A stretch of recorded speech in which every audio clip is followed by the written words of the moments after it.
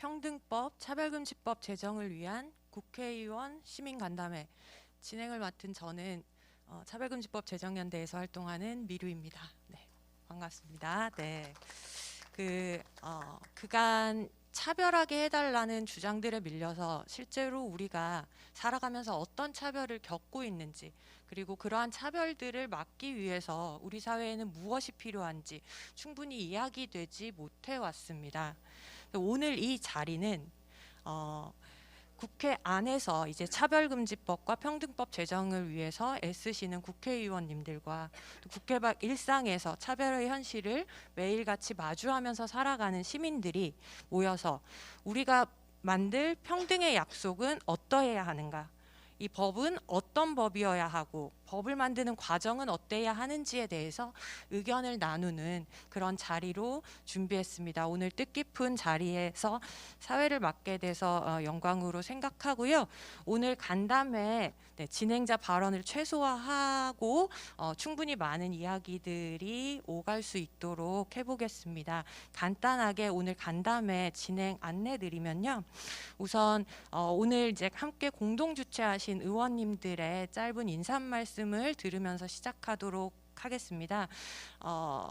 그리고 나서 각자 이제 이야기를 준비해 주신 시민분들의 발언을 쭉 이어서 듣고요.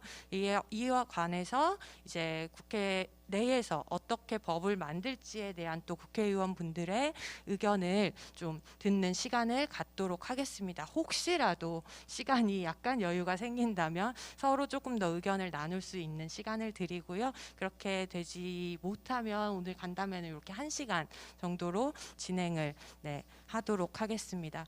그러면 우선 인사 말씀을 들어야 되는데요. 양해 말씀 드리는 것은 지금 지난 6월에 이제 평등법을 대표 발의하셨던 이상민 의원님께서 지역에 있는 일정을 마치고 지금 올라오시는 중인데 교통 사정으로 인해서 조금 늦어지고 계십니다. 그래서 이 인사 말씀은 이후에 이제 마지막 발언을 할 때 함께 듣는 것으로 하고요. 오늘 현장에 나와 계신 의원님들의 인사말부터 들어보도록 하겠습니다. 더불어민주당 박주민 의원님 말씀 부탁드릴게요. 예, 방금 굉장히 좋은 말씀 해주셨는데요. 생각해보니까 그렇네요. 어떻게 보면은 차별할 수 있게 해주세요 라든지 차별이 필요합니다 라는 말에 차별이 없어야 됩니다 또는 차별하면 안 됩니다 라는 말이 밀려왔던 거네요. 그래서 이제라도 그런 어떻게 보면은 비정상적인 모습을 좀 바로 잡아서 차별 없이 살 수 있는 사회를 좀 만들었으면 좋겠다고 생각을 하고요. 그것을 위해서는 이 차별금지법 또는 평등법 제정이 필요하다고 생각합니다. 향후 국회에서 논의가 될 텐데요. 특히 제가 속해 있는 법제사법위원회에서 주로 이야기가 될 것 같습니다. 법사위 여당 간사로서 이 법의 통과를 위해서 최선을 다하겠다는 말씀 드리겠습니다. 감사합니다. 네, 더불어민주당 권인숙 의원님 이어서 좀 말씀 부탁드리겠습니다. 예, 만나 뵙게 돼서 반갑습니다. 또 새로운 분들 만나니까 다양성이라는 의미에 대해서 또 다시 한번 확인해보는 그런 계기였던 것 같습니다. 이 차별금지법이 아까 말씀하셨듯이 차별하게 해주세요라는 것과 그 다음에 이 성소수자는 우리 사회의 뭐 악의 무리들 같이 여기는 그 힘에 그냥 밀려서 이 차별금지법의 또 다른 내용에 대해서 우리가 참 고민하고 얘기할 시간조차가 허락되지 않은 그 어떤 답답함도 계속 우리가 함께 가져갔는데 거기에 대한 또 새로운 돌파구인 것 같습니다. 다만 너무 아쉬운 게 이런 거 할 때는 여기 시민들이 꽉 차고 그래서 그분들의 또 다양성이 막 이렇게 우러나오고 이런 자리여야 되는데 코로나가 너무 우리를 아쉽게 만드는 것 같아요. 정말 많은 표현과 그 공감대 형성 이런 부분들이 정말 절실한데 그거를 우리가 만들어 나가는데 코로나가 너무 큰 이제 장애가 되고 있는 것이 아쉽고 그보다 더 큰 이제 어려움인 것이 사실은 국회죠. 우리 박주민 의원님도 말씀하셨습니다만 국회에서 열심히 하려고는 하는데 또 그 장을 만드는 게 별로 쉽지 않고 이 과정에서 의미 있게 차별금지법을 소개하고 마음을 모으는 게 정말 쉬운 과정은 아닌 것 같습니다. 이게 과거에 이 실패했던 경험이라는 게 더 어렵게 만드는 면도 분명히 있고 또 뭐 선거라든가 뭐 이런 부분들도 크고 그리고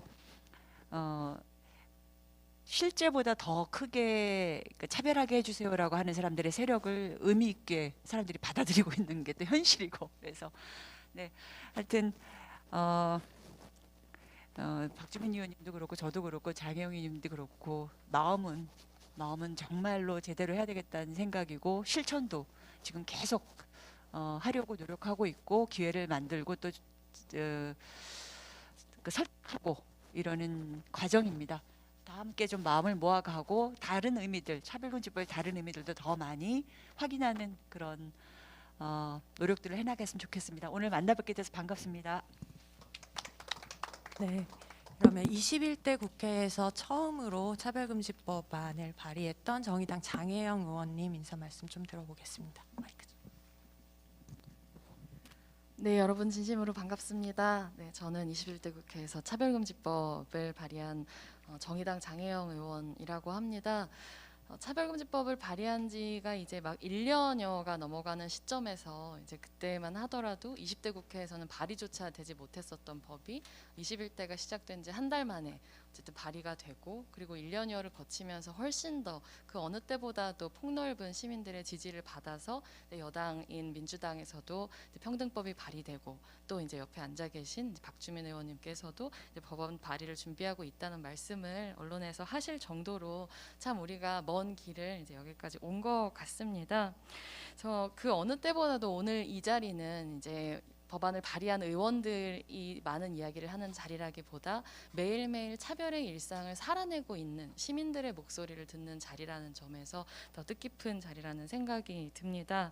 그래서 오늘 제가 꼭 말씀을 드리고 싶었었던 것은 오늘 각 다양한 영역에서의 차별의 이야기들을 들려주실 텐데 이 모든 이야기들은 거대한 하나의 이야기의 일부분이라는 말씀을 드리고 싶었습니다. 일각에서는 인권이라고 하는 것이 마치 모든 사람들이 한정된 파이를 나눠 먹는 것 같은 그런 비유를 통해서 이해를 하거나 이제 설명을 하시지만 인권이라고 하는 것은 더하면 더할수록 풍부해지고 또 그 공간이 더 두터워지는 끝없는 하나의 이야기라는 점을 오늘 꼭 말씀을 드리고 싶었습니다.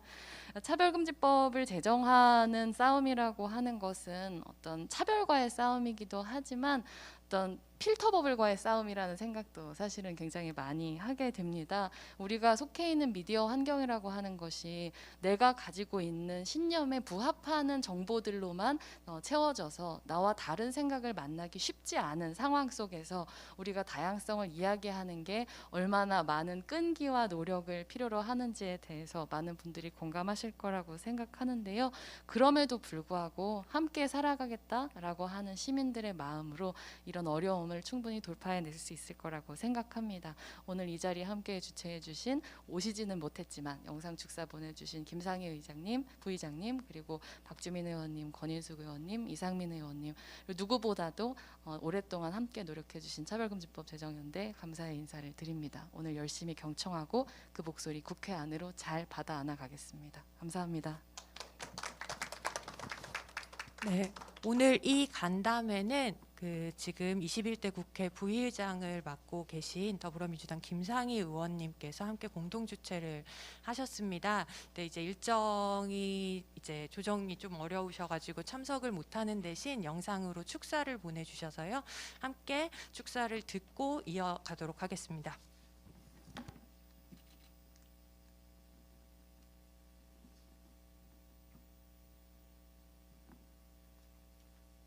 안녕하세요. 국회 부의장 김상희입니다. 차별과 혐오 없는 공동체를 만들기 위해서 헌신해 오신 동료 시민 여러분, 차별금지법, 평등법 발의에 앞장서 주신 선배 동료 의원 여러분, 깊은 감사드립니다. 지난 6월 25일 차별금지법 제정을 요구하는 국회 청원이 22일 만에 동의자 10만 명을 넘겼습니다. 어느 때보다 차별금지법에 대한 관심이 크고 논의를 위한 사회적 분위기가 무르익은 것 같습니다. 참여정부 당시 인권위의 입법 권고로 처음 발의된 이래 발의와 자동 폐기 철회를 반복해온 순환의 역사를 이제 끝낼 때가 된 것이 아닌가 합니다. 지난해 5월 인권위 여론조사에서 88.5%가 차별금지법에 찬성하는 것으로 나타났습니다. 최근 다른 조사에서도 찬성이 70% 이상입니다. 우리 사회에서 차별과 혐오가 심각하다고 생각하는 국민도 60%가 넘었습니다. 대책이 필요하다는 공감대가 이렇게 큰 것입니다. 사회적 합의가 충분하지 않아서 시기상조라는 핑계는 옹색한 것입니다. 그런데 반대하는 분들이 매우 노골적이고 그리고 결집력이 강하다 보니까 정치권이 위축되는 건 사실입니다. 19대 국회 때 차별금지법 발의한 이후에 공동발의의원실에 그야말로 폭탄이 떨어졌습니다. 법안 논의도 진행해보지 못하고 된통당한 트라우마 때문인지 20대 때는 아무도 법안 발의를 하지 못했습니다. 정말 부끄러운 대목입니다. 생각해보면 365일 차별받는 사람의 고통에 비할 바가 아니죠.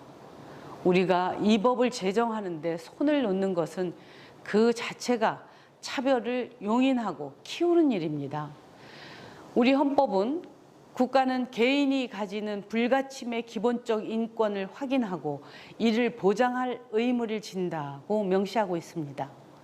성별, 연령, 인종 등을 이유로 모든 영역에서 합리적 이유 없이 차별을 금지, 예방하고 불합리한 차별을 당했을 때는 권리를 회복할 수 있는 절차를 마련하는 것이야말로 인권을 실질적으로 보장하는 가장 기본적 조치입니다.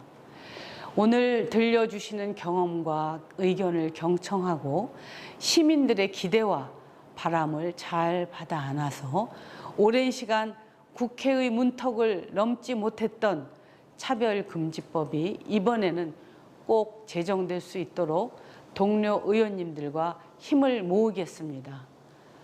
모두 참여해 주셔서 감사합니다.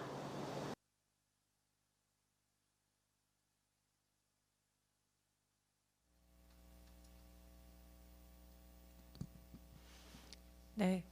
평등한 사회를 만들어 가기 위해서 이렇게 뜻을 모아주시는 국회의원님들께 다시 한번 감사의 말씀 드리고요.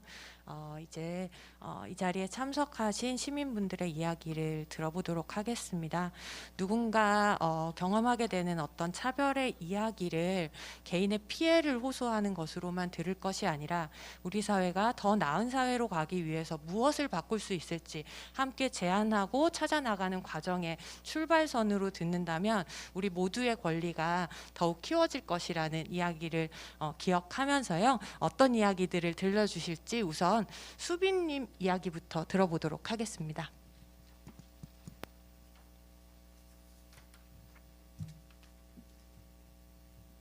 안녕하세요. 저는 이번 1학기를 끝으로 대학 생활을 마무리하고 사회에 나갈 준비를 하고 있는 24살 수빈입니다. 우선 이 자리에서 수많은 여성 청년 노동자들의 이야기를 전할 수 있음에 감사드립니다. 제가 모든 여성 청년 노동자를 대변할 수 있는 것은 아니지만 여성 청년 노동자들이 마주하고 있는 어려움과 고민들을 나누는 시간이 될 수 있기를 바랍니다. 여성 청년들은 노동자가 되는 과정에서도 노동자가 된 이후에도 수많은 차별을 겪습니다. 여성이라는 이유로 혹은 페미니스트라는 이유로 서류 심사와 면접에서 탈락합니다. 결혼과 임신, 출산 계획을 이야기한 적도 없는데 잠재적 아내 혹은 엄마로 간주되어 오래 일하지 않을 사람으로 판단됩니다. 채용 과정에서부터 남성과 여성의 임금을 다르게 고시해두는 회사를 보고 쓴웃음을 지어야 할 때도 있습니다. 페미니스트는 뽑지 않는다라는 구인 공고를 보고 자기 신념을 숨기기도 하고 심지어는 페미니즘을 부정하는 경우도 있습니다. 이런 좁은 문을 뚫고 취직을 한 후에도 상황은 크게 달라지지 않습니다. 여성이라는 이유로 배제되는 수많은 자리들이 있습니다. 그리고 그 자리에 함께하지 못한 결과는 승진에 대한 불이익으로 다가옵니다. 남성들이 정수기를 가는 것이 남성에 대한 차별이다 라고 이야기할 때 직장에서까지 가사노동으로 여겨지는 온갖 일들을 떠안게 되는 여성들은 조용히 입을 다뭅니다. 왜냐하면 우리 사회에서는 그것을 이야기하는 것조차도 허용되지 않기 때문입니다. 성차별에 동의하는 사람 아마 없을 것입니다. 페미니즘을 미워하는 2030 남성들마저도 성차별주의자를 자처하지는 않습니다. 그러나 모순적이게도 이러한 성차별에 반대한다는 신념을 가진 사람, 다시 말해 페미니스트임을 밝히고 나면 질타의 눈초리를 감당해야 합니다. 페미니스트임을 선언한 사람은 이상하고 예민한 피해의식에 젖어있는 사람으로 간주됩니다. 그리고 때로는 페미니스트라는 이유만으로 불이익한 인사조치를 받는 사람들도 있습니다. 아마 저의 이러한 이야기마저 어떤 사람들에게는 이상하고 예민한 사회생활을 해본 적도 없는 주제에 피해의식에 찌든 24 여자애의 투정으로 보일 수도 있습니다. 하지만 여성이기 때문에 무언가를 포기하고 자기의 한계를 설정하는 것, 이 시대 수많은 2030 여성들의 삶입니다. 제 이야기는 투정도 피해의식도 아닙니다. 여성들의 현실이고 여성들의 삶입니다. 페미니스트임을 굳이 드러내지 않아도 된다고 항변하는 사람이 있을 수도 있습니다. 그러나 존재를 드러내지 않아야 하는 것, 그것이 바로 차별이고 혐오입니다. 페미니스트임을 드러내지 않아야 하는 것, 성소수자임을 드러내지 않아야 하는 것, 아픈 몸을 드러내지 않아야 하는 것, 외국인임을 드러내지 않아야 하는 것, 이런 모든 것들을 우리는 차별이라고 부릅니다. 차별에 동의하십니까? 라고 물어봤을 때 그렇다고 대답하는 사람이 많지 않을 것이라고 생각합니다. 아마 10명 중 1명도 되지 않는 수일 것입니다. 왜냐하면 차별을 누군가를 아프게 하는 나쁜 것이라고 배웠기 때문입니다. 그리고 그러한 명제에 우리 사회 구성원들은 동의합니다. 다른 사람이 지닌 특성을 이유로 그를 아프게 하면 안 된다는 것을요. 우리 모두가 그 사실을 알고 있습니다. 그러나 차별금지법 제정에 동의하십니까? 라고 물어봤을 때에는 그 대답이 달라집니다. 차별에는 동의하지 않지만 차별금지법이 생기는 데에는 반대하는 이유가 무엇일까요? 혹자는 차별금지법이 생기면 싫은 것을 싫다고 없는 사회가 된다는 근거를 들어 차별금지법 제정에 반대합니다.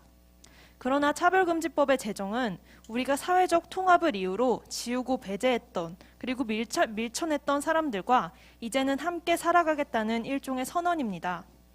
차별금지법은 고용, 교육, 서비스 제공 등 우리 사회에서 살아가기 위한 필수적인 영역에서의 차별을 금지함으로써 우리 사회 전반에 차별과 혐오에 대한 경종을 울리는 법입니다. 비록 포괄적 영역에서의 차별을 금지하기 위해 마련되는 법이라고 해도 개개인의 발화 자체는 차별금지법의 적용 대상이 아니라는 것입니다. 물론 소수자를 향한 혐오 표현은 개인의 발화라고 해도 제재되어야 할 것입니다만 이 차별금지법의 제정만으로 우리 사회가 일순간 180도 변하지는 않는다는 의미입니다. 차별금지법은 우리의 입을 틀어막기 위한 법이 아니라 우리가 어느 누구든지 간에 각자의 자리에서 살아갈 수 있는 사회를 보장하는 법입니다. 차별금지법은 우리 사회에 존재하는 차별을 겪어온 수많은 사람들과 그들의 삶을 살리는 법입니다. 누군가가 고용, 교육, 서비스 제공에서 차별받지 않아야 하는 것 너무도 당연한 이치입니다. 차별금지법은 오히려 기존 남녀고용평등법 등 여성들을 차별로부터 실질적으로 보호, 구제하지 못했던 법안들을 한데 통합하고 왜 우리 사회가 소수자, 특히 여성에 대한 차별을 금지하는지 우리 사회가 어떤 사회를 꿈꾸는지를 알려주는 법입니다.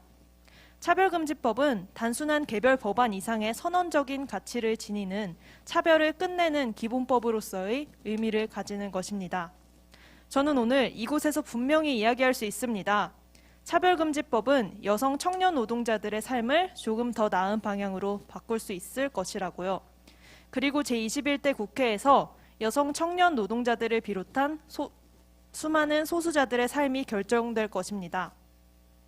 차별금지법 제정을 조금은 더 미뤄도 되지 않을까 하고 생각하는 사람들도 있을 수 있습니다. 하지만 차별금지법의 부재로 지금도 고용, 교육, 서비스 제공에서 차별받고 있는 소수자들이 있습니다. 차별금지법이 개인에게 주는 무게는 천차만별일 것입니다. 만약 당신이 차별에 반대한다면 차별로 인해 가장 아파하고 있는 사람들의 입장에서 차별금지법을 바라봐 주십시오. 차별금지법이 없는 사회에서는 숨 쉴 수 없는 사람들을 생각해 주십시오. 그리고 우리가 차별 없는 세상에서 살아갈 수 있도록 차별금지법 제정에 적극 지지해 주십시오. 2021년이 차별금지법 제정의 해가 되어 우리 사회가 일보 전진할 수 있기를 진심으로 바랍니다. 이상으로 발언 마치겠습니다. 감사합니다. 네. 차별을 다루는 개별법들이 있다고도 하지만 사실 사회가 지금까지 충분히 차별이라고 말해오지 않은 탓에 여성 청년 노동자들이 경험하는 차별 이야기들은 피해 의식으로만 규정되고 개인적인 이야기들로만 치부되어 왔습니다. 그래서 차별을 차별이라고 말할 수 있는 사회적으로 인정해가는 과정에서 이 차별금지법, 평등법이라는 실체법이 필요하기도 할 텐데요. 이어서 조금 다른 위치에서 차별에 관한 이야기들을 들려주실 분 모시겠습니다. 박동찬님 이야기 들어보도록 하겠습니다. 네, 반갑습니다. 방금 소개받은 박동찬이라고 합니다. 저는 한국살이 7년 차 이주민 당사자이자 서울 소재 대학교에 적을 둔 유학생입니다.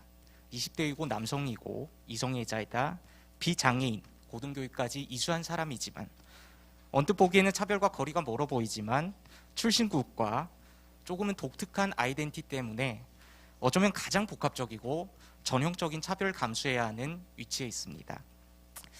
한국 사회에서 저희를 지칭하는 용어로 중국계 한국인, 중국동포, 제중동포 등 다양한 표현이 있지만 이런 표현보다는 언론이나 미디어에 오르내리는 조선족이라는 표현을 썼을 때 이 느낌이 확 와닿으실 것입니다. 조선족 용어 자체가 이미 부정적인 의미를 내포하고 있으며 차별적 현실과 맥락을 드러내고 있습니다. 조선족은 불법 체류자나 잔혹한 범죄자 아니면 경계해야 할 어떤 문제적 집단으로 동일시되고 있습니다. 이러한 조선족에 대한 인식은 대중매체, 미디어를 통해서 꾸준히 소비되고 있는데요. 혹시 2017년에 상영된 청년경찰이라는 영화를 알고 계시는지요? 한 박스오피스 600만, 700만 정도를 기록하면서 굉장히 흥행 가도를 달렸지만 그러한 코믹 영화에도 웃지 못하는 사람들이 분명히 있습니다. 영화 속에 이런 대사가 있습니다. 여긴 조선족들만 사는데 여권 없는 중국인도 많아서 밤에 칼부림이 자주 나요. 경찰도 안 들어와요. 웬만하면 밤에 다니지 마세요. 대림동 골목으로 진입하자 이 택시 운전사가 주인공에게 하는 말입니다.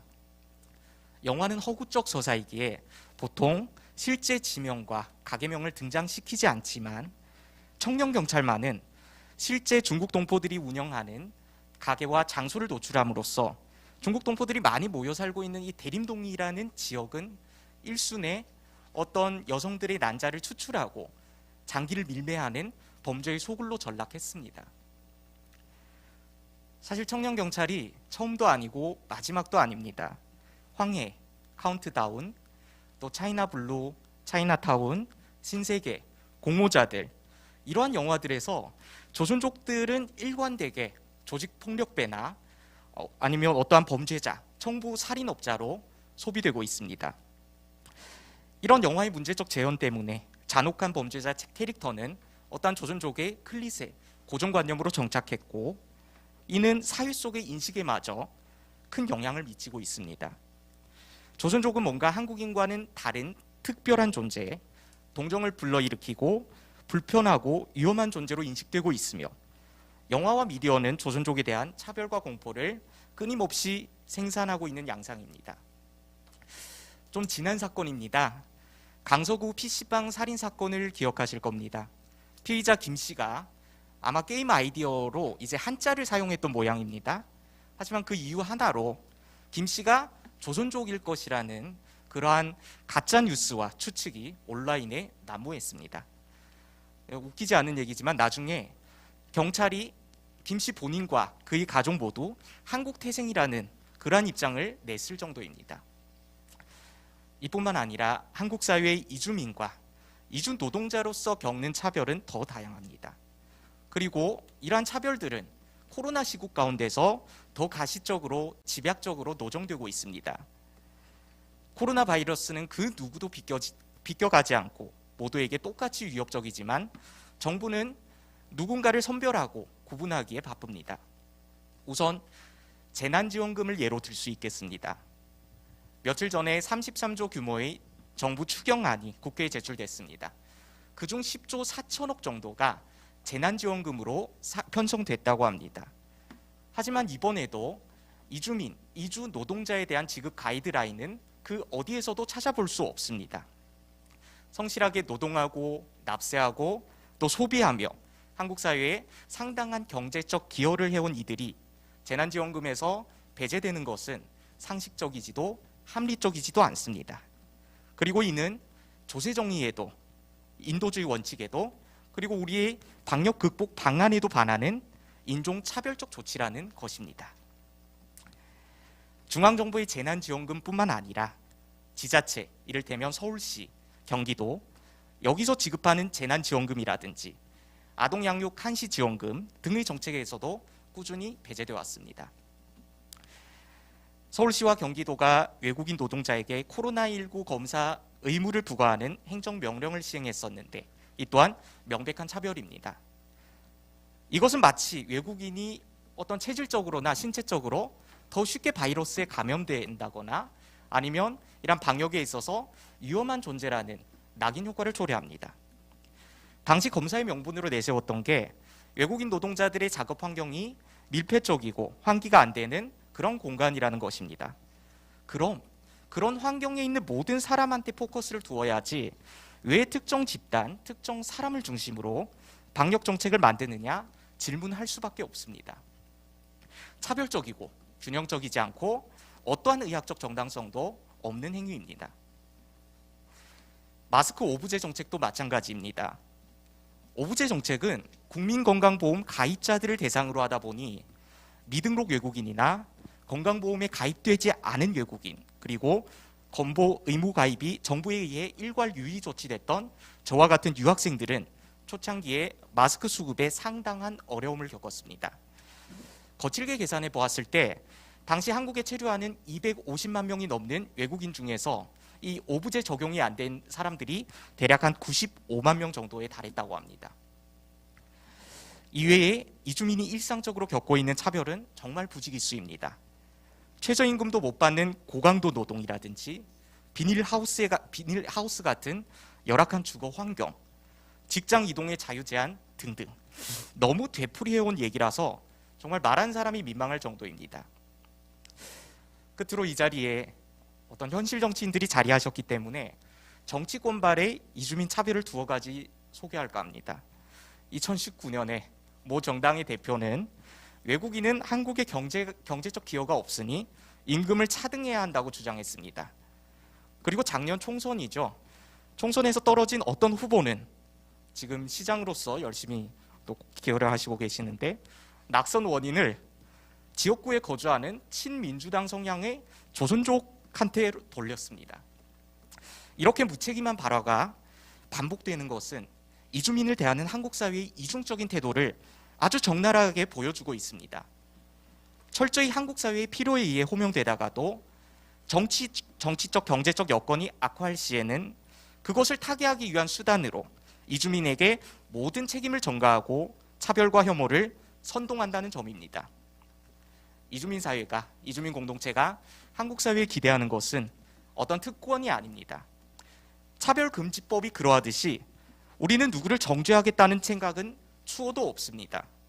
그저 근로기준법을 똑같이 적용받고 동일 노동, 동일 임금을 요구하고 비닐하우스를 숙소로 제공받지 않고 재난지원금에서 배제되지 않으며 잠재적 범죄자로 취급당하지 않는, 그래서 모욕과 혐오로부터 자유로워졌으면 하는 바람입니다. 그것은 인간으로서 최소한의 존엄을 지키겠다는 우리의 의지입니다. 이상으로 발언을 마치겠습니다. 경청해 주셔서 고맙습니다. 네, 코로나19를 거치면서 우리 사회에 얼마나 인종차별이 심각한지 많은 사람들이 더욱 알게 되기도 했는데요. 그러면서 동시에 알게 된 것은 이것이 사람들의 인식이나 문화의 문제만이 아니라 정부나 지방자치 단체들의 제도를 통해서 이런 차별이 고정되고 더욱 확산되기도 한다는 사실이었던 것 같습니다. 그걸 바꾸기 위해서 법이 필요한 이유이기도 하겠습니다. 이어서 메인님 이야기 청해 듣겠습니다. 네, 안녕하세요. 이렇게 귀한 자리에 초대해 주셔서 감사합니다. 저는 현재 성소수자 부모 모임에서 닉네임 메이로 활동 중인 권명보라고 합니다. 소속 단체의 이름처럼 저는 성소수자 아이를 둔 부모입니다. 그리고 저희 아이는 1997년생으로 올해 우리 나이로 25살인 트랜스젠더 여성 청년입니다. 아이의 커밍아웃을 받기 이전까지 저는 살아오는 동안 성소수자에 대해 주변에서 들어본 적도 없었습니다. 무지했고 무관심했습니다. 그러나 아이를 통해 내가 왜 성소수자가 주변에 존재하지 않는다고 생각할 수밖에 없었는지 깨닫게 되었습니다. 그간 한국 사회에서 성별이란 의례 이성애자 여성과 이성애자 남성만 존재한다고 당연히 여기며 이로부터 벗어난 존재들은 다 비정상으로 간주하고 그 존재를 지원했기 때문입니다. 이것이 결국 여성과 성소수자를 향한 차별과 혐오로 자리 잡은 것이지요. 우리 주변의 성소수자는 항상 분명하게 있어 왔고 또 우리는 그들을 수없이 마주해 왔을 텐데 이 사회의 고정관념과 편견, 무관심, 차별과 혐오 때문에 당사자들은 그 존재를 숨기며 살아올 수밖에 없지 않았을까 생각됩니다. 또한 이에 일정 부분 동조하고 방조했던 저 또한 안타까움과 미안함을 느끼며 반성하고 있습니다. 저희 아이는 올 1월에 대학 졸업을 앞두고 본인의 성별 정체성에 맞추어 성악정 수술을 받았고 4월 말에 법원에서 법적 성별 정정 허가 결정을 받았습니다. 본인의 성별 정체성을 깨닫게 된 시점으로부터 무려 11년이 지난 후에야 비로소 자신에게 맞는 몸과 법적 성별을 찾게 된 것이지요. 하지만 아이는 지금도 여전히 트랜스젠더로서 조심스러운 마음을 안고 살아가고 있으며 취업 준비를 하는 최근에는 불안감이 더 심해지고 있습니다. 아이는 이제 막 사회 초년생으로 접어드는 시점이지만 다른 청년들처럼 본인의 능력과 적성에 맞는 직업을 선택하는 고민과 더불어서 본인의 정체성이 부지불식간에 드러났을 때 마주할 상황을 더 염려하고 걱정해야 한다는 사실이 부모인 저로서는 너무나 미안하고 고통스럽습니다. 사실 저희 아이는 아무것도 변한 게 없습니다. 너무도 평범한 아이입니다. 어렸을 때나 정체성을 찾아 호르몬 치료를 하고 수술을 한 지금이나 그 아이는 그 아이 그대로일 뿐입니다. 다른 모든 분들이 자신의 가족과 자식을 아끼고 사랑하듯이 이 아이는 저희 부부에게도 소중하고 귀한 자식일 뿐입니다. 특별한 존재로 여겨달라는 게 아닙니다. 그저 평범한 시민의 한 사람으로서 동등하게 대해달라는 것, 그 이상도 그 이하도 바라지 않습니다. 최근 자녀의 성악정 수술을 앞둔 부모 모임의 한 어머니와 통화할 일이 있었는데요. 아이에게 성악정 수술을 마치고 성별 정정 허가 결정을 받고 나면 무엇이 가장 하고 싶냐고 물어봤을 때 그 자녀분의 대답은 저는 다른 친구들처럼 평범한 아르바이트를 하고 싶어였다고 합니다. 본인의 외모와 주민등록상의 성별이 불일치해 보인다는 이유로 그 어디에서도 아르바이트 구직 사이트에서마저도 배제되고 차별당하는 이 현실이 너무나 슬프고 고통스럽습니다.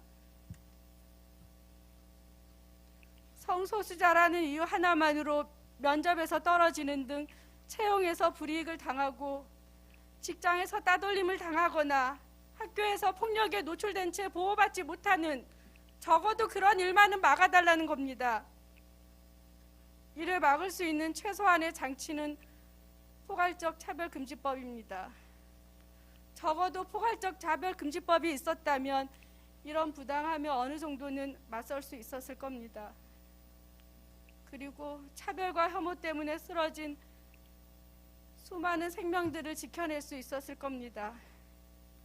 제가 부모 모임에서 한 4년여 차 활동하다 보니 성소수자 당사자분들과 직접 만나 이야기 나누는 기회가 종종 있습니다. 그들은 그 누구보다도 자신의 삶을 사랑하고 있고 주변의 또 다른 약자 이야기에 귀 기울이고 연대하는 마음이 크다는 걸 알았습니다.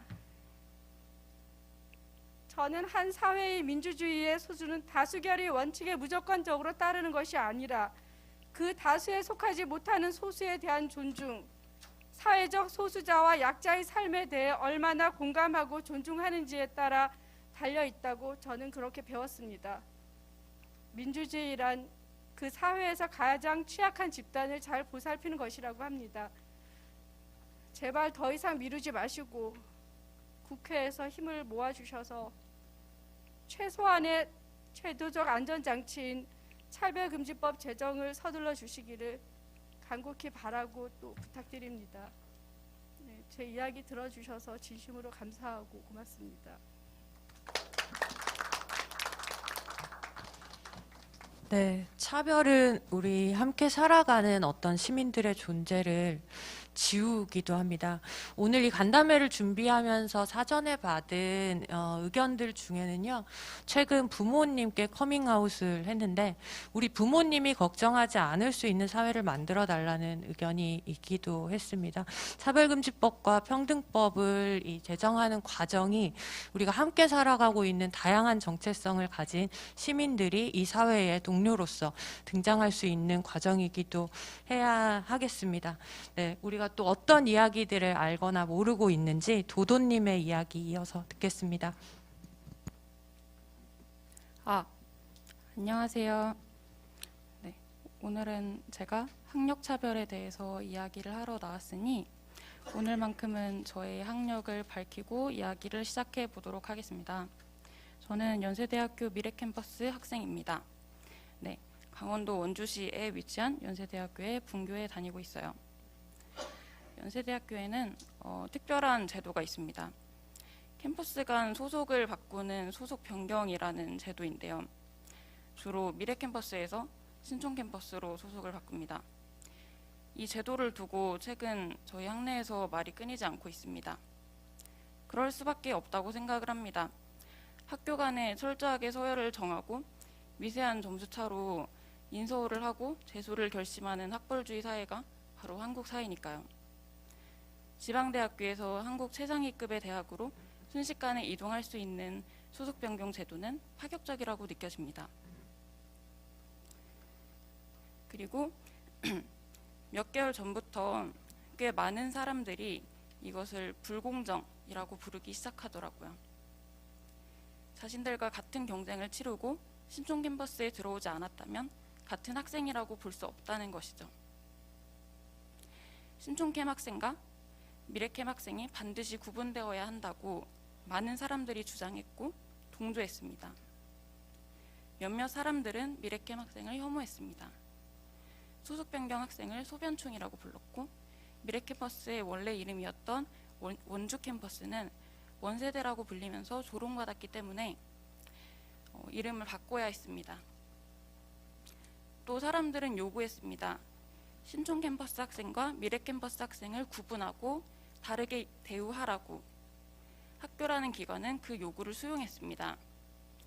학교는 미래 캠퍼스 학생의 취업 정보 사이트 접근 권한을 박탈했습니다. 분교생에 대한 혐오는 어제 오늘 있었던 일은 아닙니다. 분교가 설립된 이래로 사회적 차별과 편견은 계속 있어 왔습니다.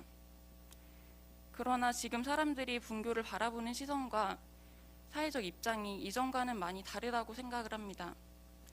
가장 중요한 특징은 많은 본교 학생들이 적극적으로 자신의 권리를 지켜야 한다는 듯이 부당함을 더 이상은 참을 수 없다는 듯이 미래캠 학생들과 자신들을 구분하라고 주장하고 나섰다는 것입니다. 자신들의 질서가 그 공정함이 망가졌다는 것이지요. 엄청난 학벌주의 신봉자가 아니더라도 그냥 보통의 신촌 캠퍼스 학생들도 공정이라는 단어가 나오면 쉽게 공감을 하는 것 같았습니다. 그건 미래가 보장되지 않는 사회에서 살고 있기 때문이라고 생각합니다. 좋은 학교를 나와도 취업이 보장되는 것이 아니고 안정적이라고 여겨지는 직장은 너무나도 적고 경쟁률이 하늘을 치솟고 원하는 직장에 모두가 갈 수 있는 상황이 아니니까요. 이런 와중에 어렵게 취득한 대학 학위마저 아무나 손쉽게 딸 수 있는 것이 되고 점점 무가치한 것이 되어가는 상황이 막고 싶을 것입니다. 하지만 그들이 말하는 공정은 차별을 정당화하기 위한 수단이 될 뿐입니다. 특정 집단을 다른 집단과 학교를 기준으로 구분짓고 기간에 차등적으로 대우할 것을 요구하는 것은 명백한 차별입니다. 기관이 그것을 수용하는 것은 차별을 제도적으로 고착화시키는 것입니다. 차별하자는 주장을 굳이 공정이 파괴되었다는 말로 둔갑시키지 않아도 될 것입니다. 그런데 차별한다고 우리의 상황이 나아지지 않는다고 저는 생각합니다. 저는 평등하자고 주장하고 싶습니다. 학벌주의 체제를 강화한다고 우리의 경제 상황이 나아지지 않고 일자리가 늘어나지 않습니다. 오히려 우리는 함께 연대해서 청년 문제 해결을 요구해야 합니다. 양질의 일자리가 늘어나야 한다고, 중대재해 기업을 처벌해야 한다고, 산업 안전을 강화해야 한다고 목소리를 내야 합니다. 학벌주의와 경쟁체제는 청년 연대를 가로막는 가장 큰 장벽입니다. 그리고 마지막으로 꼭 말하고 싶은 것은 우리는 누군가와 다르지 않다는 것입니다. 모든 청년은 동등합니다. 차별이라는 것은 공기처럼 내 주변에서 내가 숨 쉴 때마다 은근하게 나를 괴롭히면서 사라지지 않고 나의 모든 것을 구속하는 것입니다. 학력차별은 미래 캠퍼스 학생이 사회적인 시선에 멍들게 하고 그들의 삶을 우울하게 만들고 학교 정체성을 긍정하지 못하게 만듭니다. 학력차별이 미래 캠퍼스 학생의 삶에만 영향을 미친다고 생각하지 않습니다. 신촌 캠퍼스 학생에게도 이 학벌주의 사회에 사는 우리 모두에게 마찬가지로 학벌주의는 우리의 삶을 피폐하게 만듭니다. 학력에 따라 등급을 매기는 사회에서 행복한 사람은 아무도 없습니다. 다른 사람을 밀어내고 내가 올라서는 경쟁을 우리는 끊임없이 해야만 합니다. 경쟁에서 지고 남들보다 못한 처지가 되는 비참한 모습이 되는 것도 싫지만 누군가를 이겨먹고 내가 올라서야만 하는 일도 끔찍합니다. 학벌주의가 지배하는 대한민국에서 가장 불행하게 사는 사람은 학교를 다니고 있는 우리 어린이와 청소년들입니다. 학벌주의 가치에 하루하루를 저당 잡혀서 살고 있잖아요. OECD 국가 중에 우리나라 청소년의 행복도가 압도적으로 낮게 나오더라고요. 그런데 성인이 되고 나서도 우리는 여전히 학벌주의의 영향에서 자유롭지 못한 것 같습니다. 이상으로 저의 발언은 마치도록 하겠습니다. 감사합니다. 네, 차별하면 안 된다는 사회적 선언이 없다 보니 오히려 서로를 더 구분하려는 이런 동기, 힘이 강해지고 있습니다. 더욱 철저하게 구분해서 서열을 확인하는 사회로 갈 것인가, 아니면 저마다의 빛깔로 각자의 위치에서 함께 살아갈 수 있는 사회로 갈 것인가, 차별금지법과 평등법이 지금 그 선택의 기로에 있다고 생각을 합니다. 네, 이어서 김정덕님의 말씀 듣겠습니다. 안녕하세요. 저는 정치하는 엄마들에서 활동하고 있는 김정덕입니다. 어떤 아동도 양육자 한 사람의 돌봄만으로는 온전히 살아갈 수 없습니다. 한 사람으로서의 엄마, 한 사람으로서의 아동을 이 사회는 얼마나 지지하고 지원하고 있을까요? 아동과 함께 살아가는 양육자들은 현실 곳곳에서 환대는 고사하고 배제와 혐오의 벽에 부딪히고 있습니다. 대한민국은 노키즈존입니다. 사회는 여성들에게 왜 아이를 낳지 않느냐며 마치 자궁과 생명을 맡겨놓은 양 저출산율을 따지는 것에 비해 정작 태어난 존재가 온전히 살기 어려운 사회, 제도, 환경 개선에는 무심합니다. 개발도상국에서 선진국이 되었다는 정부의 자화자찬이 무색할 정도로 아동과 양육자들에게는 생존을 위협하는 노키즈 국가일 뿐입니다. 헌법 제11조는 모든 국민은 법 앞에 평등하다. 누구든지 성별, 종교 또는 사회적 신분에 의해 정치적, 경제적, 사회적, 문화적 생활의 모든 영역에 있어서 차별을 받지 아니한다고 규정하고 있으며 국가인권위원회법 제2조 제3호는 합리적 이유 없이 나이를 이유로 상업시설 이용과 관련해 특정한 사람을 배제하는 것을 평등권 침해의 차별 행위로 규정하고 있습니다. 또한 1991년 대한민국이 비준한 UN 아동의 권리에 관한 협약 제3조와 제19조는 아동에 대한 모든 활동에 있어서 아동 최선의 이익이 최우선적으로 고려되어야 하며 모든 형태의 신체적, 정신적 폭력 등으로부터 아동을 보호하기 위해 적절한 행정적, 사회적, 교육적 조치를 취해야 한다고 명시하고 있습니다. 이러한 헌법과 아동의 권리에 관한 협약을 바탕으로 2017년 국가인권위원회는 노키즈존은 아동 차별이라며 합리적 이유 없이 나이를 이유로 아동을 배제하지 말 것을 권고했었습니다. 네, 권고일 뿐입니다. 여전히 노키즈존은 존재합니다. 이후 한국엔 노 배드 페어런트 존도 생겼습니다. 아동을 통제하지 못하는 것은 나쁘다는 아동 인권에 대한 몰이해 역시 서로를 동반할 수밖에 없는 아동과 양육자 입장에서는 이러나 저러나 문전박대 당하는 건 변함이 없습니다. 아동에 대한 공공시설, 상업시설의 출입을 금지하는 것은 아동에 대한 차별이기만 한 게 아니라 돌보는 사람, 돌보는 여성, 엄마에 대한 혐오와 붙어있는 문제입니다. 출산율 낮다, 인구 절벽이다 하지만 아동 권리는 인정하지 않고 여성에 대한 혐오가 심각해질수록 돌보는 이와 아동에 대한 사회적 공간은 협소해졌습니다. 차별을 없애기 위한 노력이 인권위원회의 권고에 그쳐 좌절되는 현실을 바꿔야 합니다. 바로 차별금지법이 제정되어야 하는 이유입니다. 차별금지법안에서는 차별금지 사유로 나이를 포함하고 차별금지 영역으로 재화 용역, 시설 등의 공급이나 이용 영역을 들고 있습니다. 수유나 기저귀를 갈 수 있는 영유아 휴게 시설 및 유아차의 접근성을 높이는 등 정부가 아동과 양육자들의 권리를 보장하는 편의시설을 강제할 수 있다면 양육자와 아이에 대한 존중의 정도와 사회인식도 달라질 것입니다. 캐나다에서는 차별금지법이 2005년에 제정됐습니다. 여기에도 노키즈존은 있습니다. 세 군데인데요. 마약이나 술을 판매하는 곳, 스트리퍼 클럽, 카지노, 이 세 곳뿐입니다. 어린이가 안전이나 건강을 손상시키는 서비스나 시설에 접근할 수 없도록 조치하는 것은 합법입니다.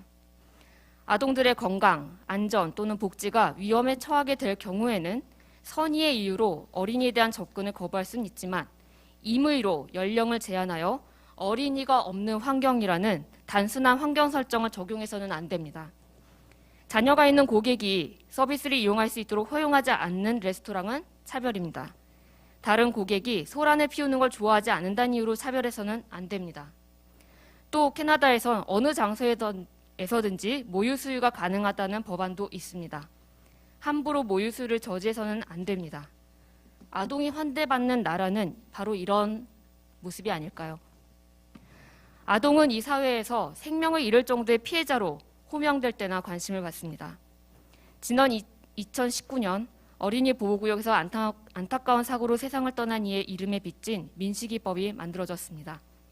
스쿨존의 과속 방지턱과 감시 카메라, 신호등을 의무로 설치하는 법이죠. 지금까지 없었던 게 이상할 정도로 최소한의 안전장치를 마련됐지만 여전히 등하굣길엔 차량들이 버젓이 불법 주장차되어 있습니다. 하지만 제대로 주차 단속을 나오지 않거나 어린이 보호구역을 지정할 수는 있지만 방관하는 등 행정당국의 무관심은 여전합니다. 아동의 안전을 마땅히 최우선으로 두어야 함에도 주변 민원 때문에 하기 어렵다며 정부 당국이 나서지 않는 동안 여전히 아동들은 안전에 위협받고 있습니다. 아동이 안전한 곳은 모두가 안전한 곳일 텐데 자동차가 아동보다 더 많이 태어나는 나라에서 늘 뒷전입니다. 어린이가 안전하지 않은 어린이 보호구역, 노키즈존의 또 다른 이름일 뿐입니다. 아동들은 여전히 최대 피해자들이지만 사회를 향해 목소리 내기 어려운 처지를 악용해 혐오 장사를 하는 유튜버나 보험회사들이 있습니다.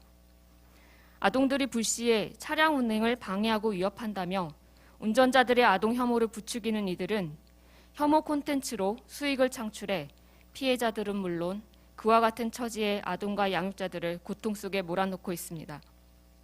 이에 편승해 자정 능력을 상실한 교육당국이 아동 혐오에 나서기도 했습니다.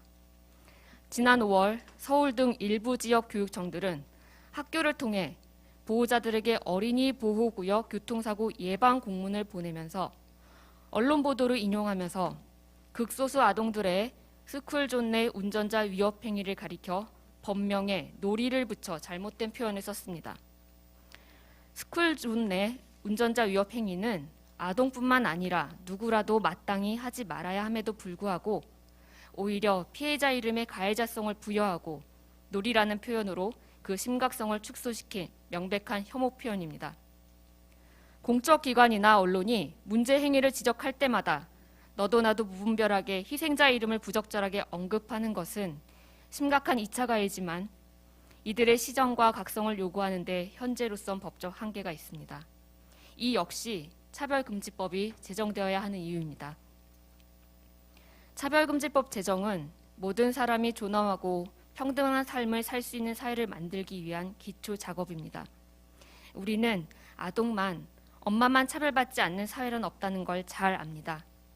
모두가 평등하게 연결될 때 우리는 기꺼이 살고 싶을 것이며 비로소 살 수 있을 것입니다. 차별금지법이 누구도 차별받지 않는 평등한 세상, 모두를 위한 평등의 디딤돌이 되기를 간절히 바랍니다. 감사합니다. 네, 온 사회가 어린이의 안전을 걱정하는 것처럼 보이지만 평등해야 안전하다는 교훈을 우리는 너무 쉽게 잊고 있는 것이 아닌가 싶습니다. 이어서 무아즈 라자크님의 발언을 듣도록 하겠는데요. 대구에서 멀리 오셨습니다. 그리고 영어로 말씀을 하실 거라서 순차 통역을 하도록 하겠습니다. Hello everyone, I'm Muaz Razak, a PhD student from Kyongpak National University. And first of all, I would like to thank you all for your commitment and your dedication for such important issues. 안녕하십니까. 저는 경북대학교 박사과정에 재학 중인 무아즈 라자크입니다. 먼저 이번 중요한 사안에 관한 여러분들의 헌신과 노고에 감사드립니다. I would like to enlighten you about a very delicate issue that is being faced by the Muslim community of Kyongpak National University, Daegu, Republic of Korea. And about the Muslim community in Kenya, so it is comprised of about 150 Muslim students around the globe, belonging to various nationalities. So furthermore, as being Muslims, it is very important for us to offer our 5 prayers each day in congregation. That's why a mosque and a community center is very important for Muslim community. 저는 여러분께 대한민국 대구에 위치한 경북대학교의 무슬림 커뮤니티가 현재 맞닥뜨리고 있는 매우 민감한 사안에 대해 말씀드리고자 합니다. 경북대에는 다양한 국적을 가진 약 150명의 무슬림 학생들로 이루어진 큰 무슬림 커뮤니티가 있습니다. 이슬람 신자들의 경우에는 하루에 5번 기도를 드려야 하는 의무가 있습니다. 그렇기 때문에 경북대와 주변 지역에 사는 무슬림 거주자들에게 모스크와 커뮤니티 센터는 필수적입니다. I am really worried about the fact that the discrimination and hatred against the Muslim community is increasing rapidly since the construction of our mosque has been started. 저는 이번 모스크 건립 초기부터 무슬림에 대한 차별과 혐오가 급격히 커지는 현실에 대해서 매우 우려하고 있습니다. The discrimination is being supported by some of the people, including neighbors, and very sadly, some influential officials too. 차별은 저희 이웃들과 일부 안타깝게도 영향력 있는 공직자들을 포함한 사람들로부터 강력히 지지가 되고 있습니다. A few years ago, one of our neighbors started construction, and it was creating hindrance for others as it was narrowing the street. So all the neighbors, including us, requested him to slightly change the structure as there was some space available at the other side. But he actually denied to correspond accordingly. That's why all the neighbors approached the district office and registered the complaint. So when the district office came, they requested the person and he also denied their request. In the end, the district office told all the neighbors that we cannot do anything regarding that because it is his property and he's the owner. 몇 년 전에 한 이웃 주민이 길을 좁게 만들어서 다른 사람들의 통행을 방해하는 건축을 시작한 적이 있습니다. 당시에 저희 커뮤니티를 포함한 다른 모든 이웃 주민들이 그 사람에게 충분한 공간적 여유가 있는 다른 쪽으로 구조를 약간 변경해달라고 요청을 했습니다. 그리고 당시에 주민들이 지역 공무원에게도 구조 변경에 협조해달라고 말을 했는데 그렇게 진정을 하니까 지역 공무원은 그 땅이 개인 소유의 지역이라서 아무것도 할 수 없다고 말을 했습니다. However, in our case, some neighbors registered a complaint about our legal construction of mosque, and the same district office directly suspended the construction of the mosque without even talking or listening to us. 그런데 소수의 이웃 주민들이 최근 저희의 적법한 모스크 건립과 관련해서 문제 제기를 하자 위와 동일한 지역 공무원으로부터는 직권으로 우리로부터 아무런 의견 수렴 절차도 없이 모스크 건립을 중단시켰습니다. When we approached the district office regarding this issue, so it was more worrying for us because they were constantly repeating that some residents have registered complaints against you and they were referring to us as non-residents. So my question is that we are also living here in the same area from past 7 to 8 years, and each member of the Muslim community is trying to cooperate with the Korean government and also promoting the Korean culture. And as a reference, I can quote myself that I participated in Daegu Global Tourism Program in the past year, and I was selected as the best supporter for promoting Korean culture. So every Muslim student, every Muslim member of the community is trying to promote Korean culture.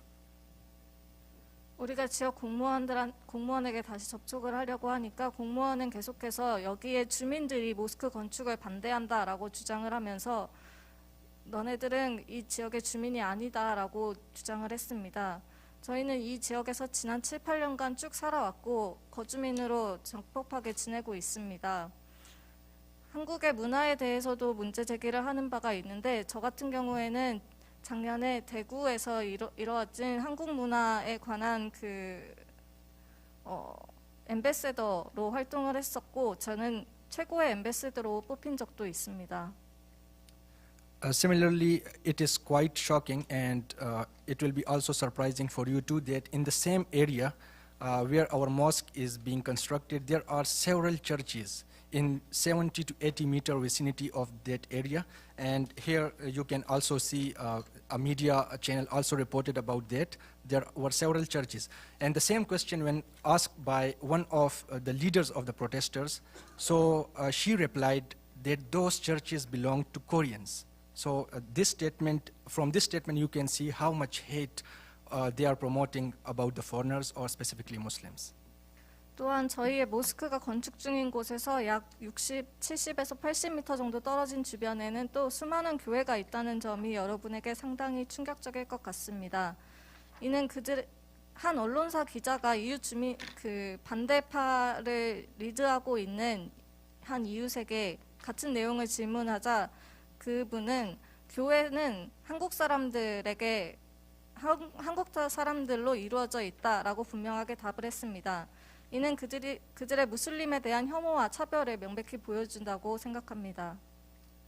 You cannot believe that some of the opposing neighbors they distributed unethical and hate-containing pamphlets against the Muslims, and not specifically regarding the mosque construction issue, but also about our religion. And this pamphlet I have brought it. They distributed it in the whole Daehyun-dong area, and they tried to defame our religion and spread hate against Muslims. The opposing party went to such an extent that they also tried to meet some of house owners of the Muslim students, and they told them to expel the Muslim students from your houses. And also, they hang some banners, almost 18 to 20, in the surrounding area of Gyeongbok National University containing hate claims or hate something like that.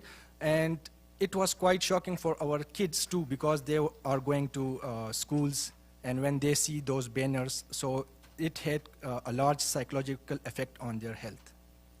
또 믿기 어려우시겠지만 반대하는 주민들은 모스크 건축 자체가 아니라 무슬림과 이슬람 종교에 반하는 비도덕적이고 혐오 표현적인 팜플렛을 지역에서도 나누어 주었습니다. 이는 우리의 종교를 폄훼하고 무슬림을 향한 혐오를 퍼뜨리려는 시도였습니다.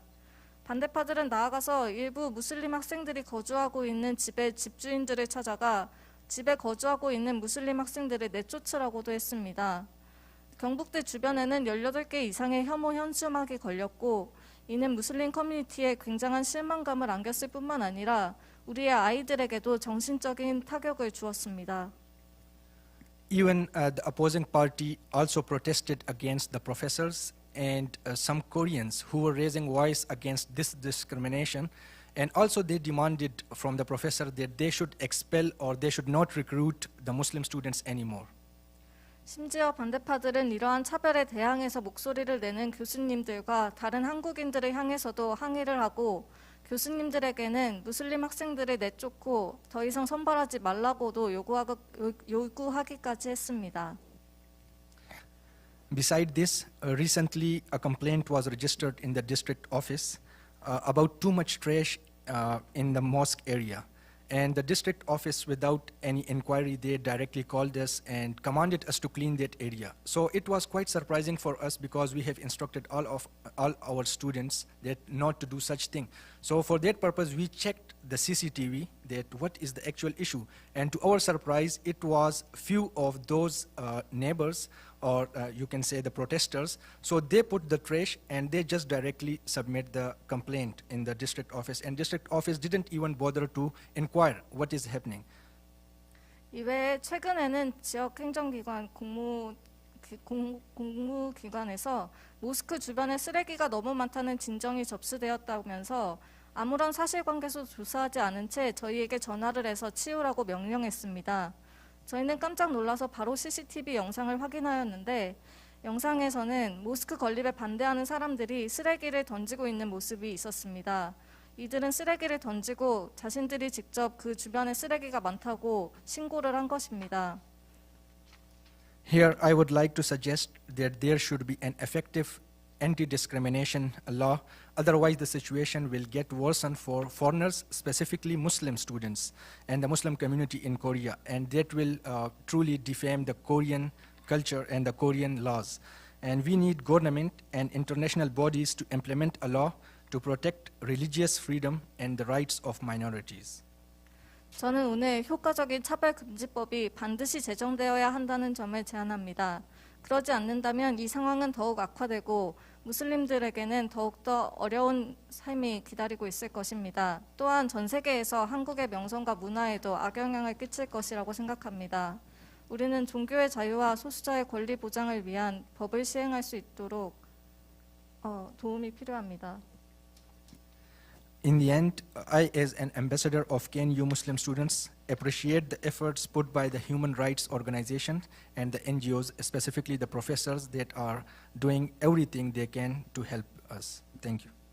마지막으로 경북대학교 무슬림 학생 대표로서 이 사안과 관련해서 열심히 노력해 주시는 인권단체들과 NGO들, 그리고 특히 교수님들께 깊은 감사를 드립니다. 감사합니다. 네. 차별금지법이 제정되면 사회 갈등이 더 많아질 것이라는 호들갑들이 있습니다. 그런데 우리 방금 이야기에서도 알 수 있듯이 정당한 권리를 요구하는 무슬림들이 갈등을 일으키는 것이 아니라 차별을 없게 할 줄 모르는 국가가 이 갈등을 방치하고 조장하고 있다는 사실을 우리는 잘 알 수 있습니다. 그러면 이제 우리가 만들 평등의 약속은 어때야 하는지 다시금 이 법 제정에 나서 주신 국회의원님들의 이야기를 들으면서 오늘 간담회 자리를 좀 마무리해 보려고 하는데요. 아까 이제 교통사정으로 조금 늦게 도착하신 이상민 의원님 말씀을 먼저 들어보도록 하겠습니다. 아, 그럴까요? 네. 그러면 혹시 아까 발언했던 역순으로 할까요? 네네. 그러면 아까 그 말씀하셨던 역순으로 이야기 들어보도록 하겠습니다. 장혜영 의원님. 네, 오늘 들려주신 너무나 생생하게 와닿는 너무나 불합리한 차별의 얘기들을 들으면서 사실은 어떤 표정을 지어야 될지 정말로 어려운 기분이 들었습니다. 특히 마지막에 말씀해 주셨었던 무아즈 라자크님이 말씀하셨던 대구 현장에서 그 해당 지역의 구청장님을 만나서 면담을 하고 실제로 행정당국이, 그러니까 누구보다도 앞서서 지역에 있어서의 차별 문제에서 중심을 잡고 인권을 지켜야 되는 행정당국이 오히려 차별적인 시선을 견지하려고 할 때 시민들이 이것에 맞서서 어떤 행동을 취할 수 있는지에 대해서 지금 우리가 갖고 있는 법과 제도와 체계가 너무나 일천하다는 생각을 많이 하기도 했습니다. 우리가 지금 들어야 되는 이야기들이 바로 이런 이야기라고 생각합니다. 인권이라는 것은 굉장히 아름다운 말이라고 사람들이 생각하지만 당장 세계 인권 선언만 하더라도 얼마나 끔찍한 전 세계적인 비극 위에서 만들어진 것인지에 대해서 우리는 기억해야 된다고 생각을 합니다. 차별금지법은 아름다운 법이지만 이 아름다운 법이 만들어지는 우리의 현실은 이렇게 차별로 가득 차 있습니다. 근데 문제는 이러한 차별을 차별하는 쪽에서 자꾸 감추기를 바란다는 것입니다. 그렇기 때문에 우리가 차별 없는 세상을 살아가기 위해서는 우리가 지금 겪고 있는 차별에 대해서 더 많이 이야기할 수 있어야 하고, 차별금지법은 지금 굳이 이런 기자회견 자리를, 이런 간담회 자리를 만들지 않는다고 하더라도 자기의 현실에서 차별을 겪고 있는 사람들이 더 안전하게 자신이 겪고 있는 차별을 말할 수 있게 해주는 실질적인 장치가 될 수 있을 거라고 생각합니다.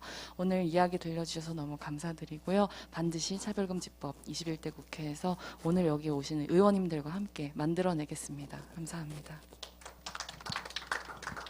권인숙 의원님 부탁드릴게요. 예. 참 이게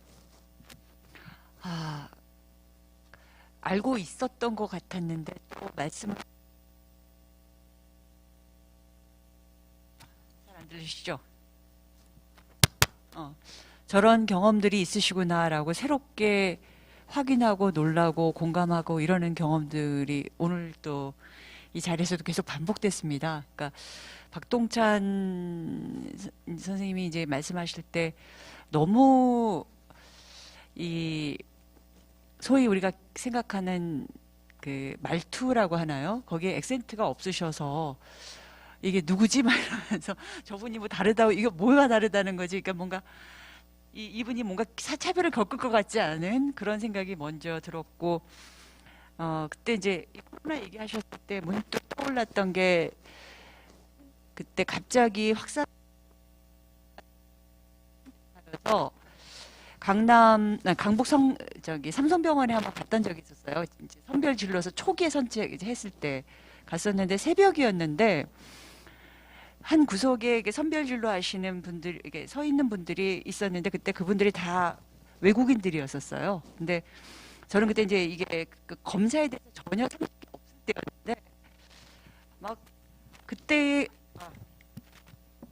너무 놀랐던 게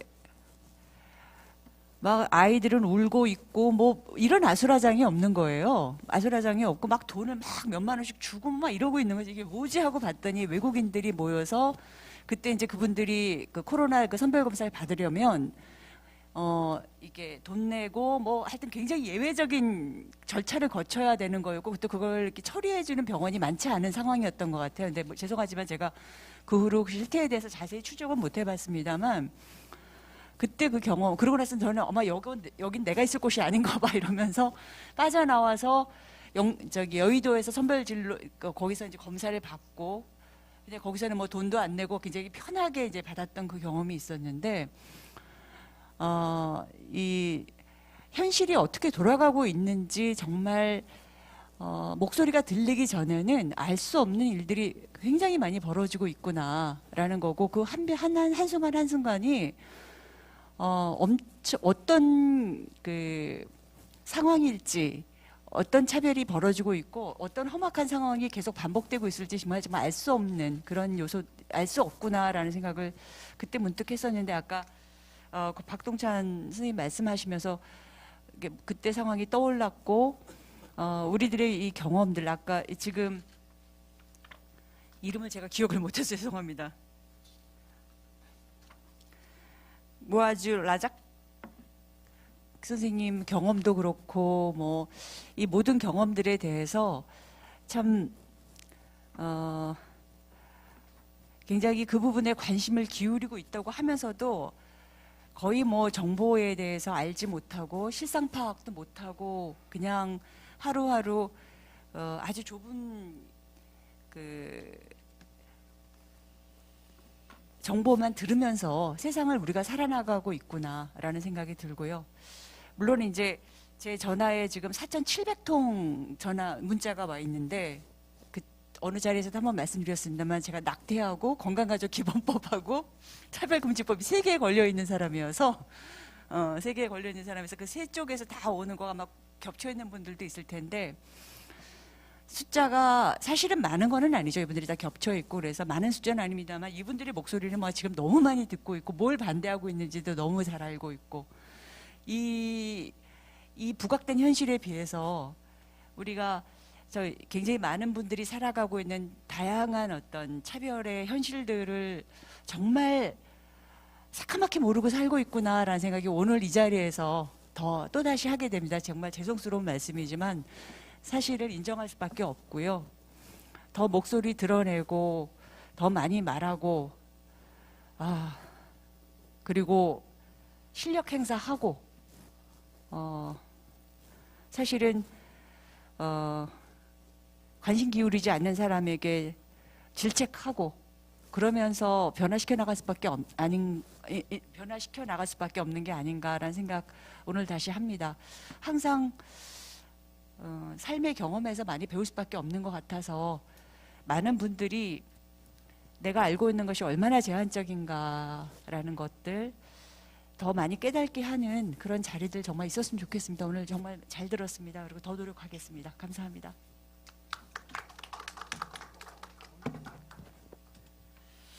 우선 오늘 말씀해 주시는 분들 이야기 정말 잘 들었고요. 용기 내서 말씀해 주셔서 정말 감사하다는 말씀 드리겠고, 차별금지법은 당연히 제정돼야 되는구나 라는 생각을 했고, 그걸 넘어서서요 청년들에게 좀 더 많은 기회를 제공할 수 있고, 또 여성분들이 나 남성분들이나 좀 더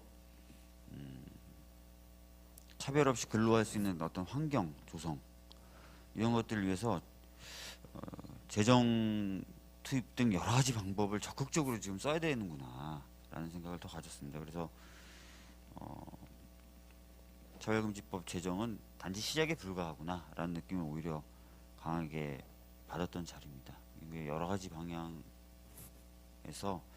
좀 더 노력을 하겠다는 말씀 드리겠습니다. 감사합니다. 오늘 이상민 의원 혹시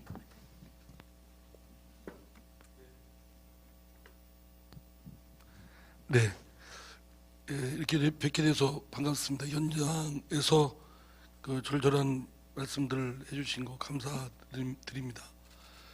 뭐 장혜연 의원이나 전회가 또 우리 권인숙 의원님 또 박주민 의원님 같이 의원들이 발의한 그 차별금지법 또는 평등법의 내용을 보시면 아시겠지만 특별한 내용이 없습니다.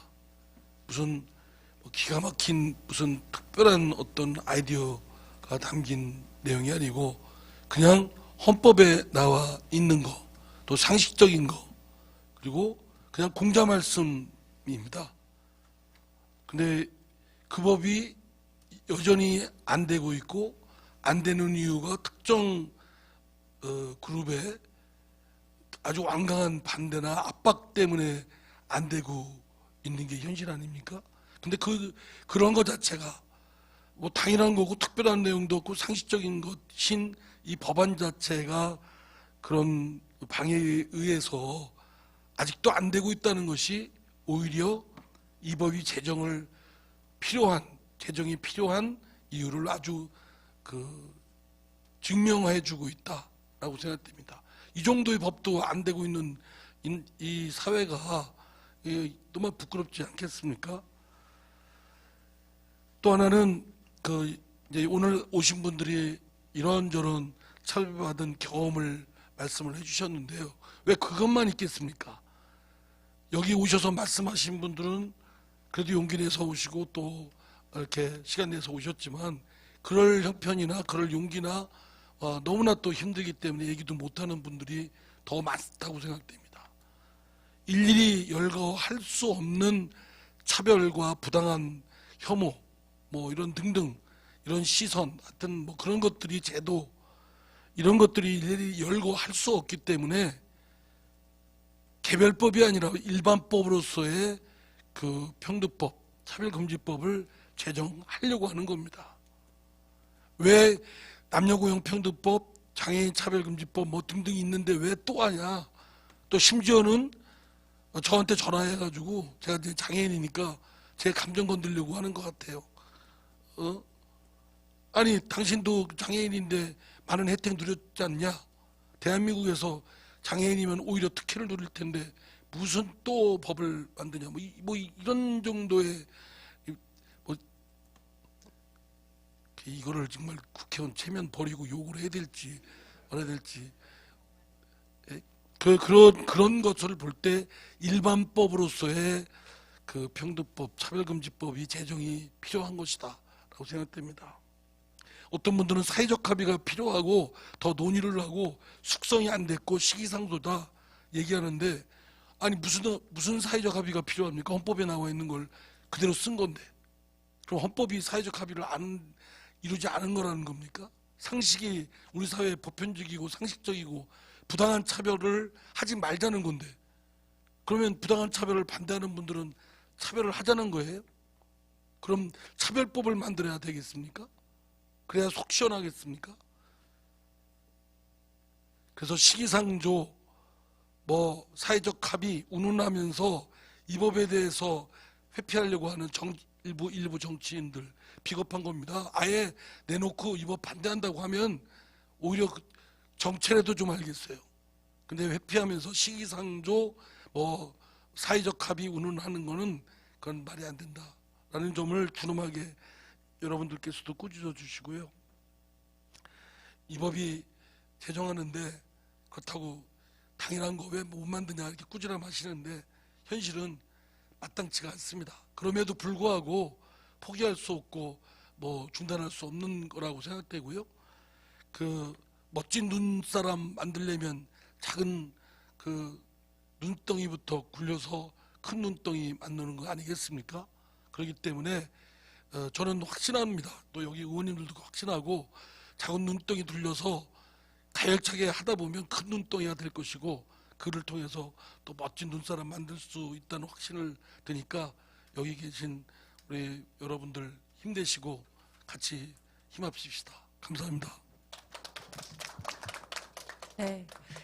마지막으로 오늘 공동 주최 함께 했던 차별금지법 제정연대 권달주 공동대표님의 말씀 들으면서 마쳐보도록 하겠습니다. 예. 안녕하세요. 저는 차별금지법 공동대표를 맡고 있는 전국 장애인 차별철폐연대 권달주입니다. 오늘 이렇게 진짜 귀한 시간 내주신 의원님들 또 이 패널분들 각 영역에서 많은 것들 목소리를 내주셨는데요. 우리가 오늘 평등의 약속이라는 우리가 오늘 간담회 제목이 우리 사회가 앞으로 해 나가야 할 방향을 알려주고 있다는 생각이 듭니다. 차별금지법, 평등법은 한국 사회를 살아가는 대다수의 시민들이 어떤 삶을 살아가는지, 일상에서 어떤 차별적인 조건에 놓여 있는지, 이를 변화시키기 위해서 어떤 권리가 필요한지를 이야기하는 사람들의 목소리에 우리 사회가 귀 기울이지 않는다면 온전히 재정되기 어렵습니다. 또한 누구보다 한국 사회의 평등을 전진시킬 책임이 있는 21대 국회의원들이 시민들의 의견에 귀 기울이고 모든 사람들이 차별로부터 보호받을 권리가 있다는 민주사회의 상식을 실현하기 위한 차별금지법, 평등법 제정을 위해 노력해야 합니다. 오늘의 자리는 바로 차별금지법, 평등법 제정의 길로 나아가는 본격적인 발걸음이라고 생각합니다. 아까 말했듯이 시민 10명 중 9명은 나도 언제든지 차별당할 수 있다는 생각을 한다고 합니다. 하지만 차별받는 사람 10명 중 7명은 당시에 제대로 누구한테 하소연하지 못하고 답답해하고 합니다. 대처를 한 사람도 적지만 대체한 10명 중 7명은 친구에게 도움을 요청했다고 답답합니다. 우리는 국가가 어디에 있는지, 국가의 역할은 무엇인지를 너무 자주 묻게 됩니다. 이제는 차별을 경험할 때 누가 피해자를 혼자 남겨두지 않도록 시민들의 목소리에 힘을 주고 차별이 발생하기 전에 차별을 예방할 수 있는 적극적인 평등책을 통해 우리 사회의 평등의 약속을 함께 만들어 가야 한다고 생각합니다. 우리는 이제 차별금지법을 국회 토론장에 올려놓습니다.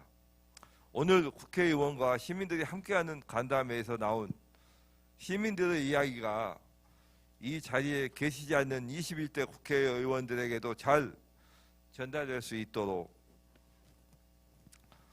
해주시면 좋겠습니다. 무엇보다도 차별금지법, 평등법 제정이 더는 늦춰지지 않고 21년 연내 안에 제정될 수 있도록 국회에서 논의의 속도를 높여주시길 진심으로 당부드립니다. 시민들은 지금까지도 목소리를 높여 이 사회의 차별금지법, 평등법의 필요성을 계속 이야기해왔습니다. 이제 국회의 시간이라고 할 수 있습니다. 차별금지법, 평등법 제정을 위해 국회와 시민들이 함께 21년 연내 제정을 위해 다시 한번 힘차게 내드렸으면 좋겠습니다. 14년 동안 늘 얘기만 됐지 국회에서 한 번도 논의되지 못했던 것, 저는 이제는 없고 이제는 본격적으로 21대 국회가 반드시 제정할 수 있도록 당부드립니다. 오늘 같이 해주셔서 고맙습니다. 네. 진행이 부족해서 예상 시간 많이 늦어지게 된 점 죄송하고요. 마치기 전에 오늘 문자통역 박세원 김영진님, 수어통역 장진석 이화정님, 영어통역 류다솔님이 이 자리 또 함께 나누기 위해서 수고해 주셨다는 점 말씀드리도록 하겠습니다. 긴 시간 앉아 있었는데요. 우리 마무리로 구호 한번 함께 외치고 마치는 건 어떨까요? 제가 차별금지법, 평등법 함께라고 하면 제정하자 이렇게 해주시면 되겠습니다. 네, 괜찮으신가요? 네네네. 차별금지법, 평등법 함께 제정하자. 한 번 아쉬우십니까? 제정하자, 제정하자. 차별금지법, 평등법 함께 제정하자, 제정하자.